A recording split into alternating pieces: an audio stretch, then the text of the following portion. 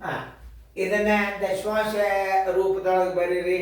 Video on ಮಾಡಿ ನಾ ಬಂದು ತಿಳಿಸ್ತೀನಿ. ಇದು ಎಕ್ದಮ್ ಸರಳದ 7.38. ಇದನ್ನು ಎರಡು ರೀತಿಯಿಂದ ಮಾಡ್ಬೋದು. ಇದನ್ನು ವಿಷಮ ಭಿನ್ನ ರಾಶಿಯಾಗಿ ಮಾಡ್ಬೋದು. ಆ ವಿಷಮ ಭಿನ್ನ ರಾಶಿಯಾಗಿ ಅಂದ್ರೆ ಹೆಂಗಂದ್ರೆ 8 7 56, 57 58, 59 8 ಹಿಂಗೂ ಮಾಡ್ತಿರ್ತಾರೆ. ಇನ್ನೊಂದು ರೀತಿಯಿಂದ ತೋರಿಸ್ತೇನೆ ನಾನು ನೀವು ಬರೋಬ್ಬರಿ. ಇಲ್ಲಿ 59ಕ್ಕೆ 8ರಲ್ಲೇ ಭಾಗಿಸ್ರಿ. ಎರಡು ರೀತಿ ಗಣಿತಗಳನ್ನು ತೋರಿಸ್ತೇನೆ ನಾನು. 8 7 56, 8 ಉಳಿತು, 3 ಉಳಿತು, ಬಿಂದು ಕೊಡ್ರಿ. 8 3 24, 8 3 24, 6 ಉಳಿತು, 1 0 ತಗೋರಿ. 8 7 56, 8 ಉಳಿತು, 4 ಉಳಿತು, 8 5 40. ಇದು ಒಂದು ವಿಷಮ ಭಿನ್ನ ರಾಶಿಯನ್ನು ಮಾಡೋದು ಇದು. ಈ ಉತ್ತರ ಬರೋಬ್ಬರಿ ಎಷ್ಟು ಬಂತಿದ್ರದ್ದು?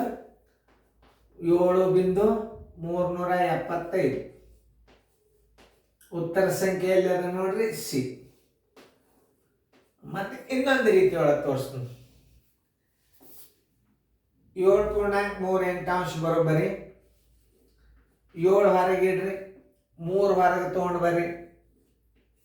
3 ಹೊರಗೆ ತಂದೆ 8ರಲ್ಲೇ ಭಾಗಿಸ್ರಿ. ಬಿಂದು 0 ತೋರಿ. 8 3 24, 6 ಉಳಿತು, 1 0 ತೋರಿ. 1 0 ತೋಳಿಗೆ ಬರ್ತದೆ. 8 7 56,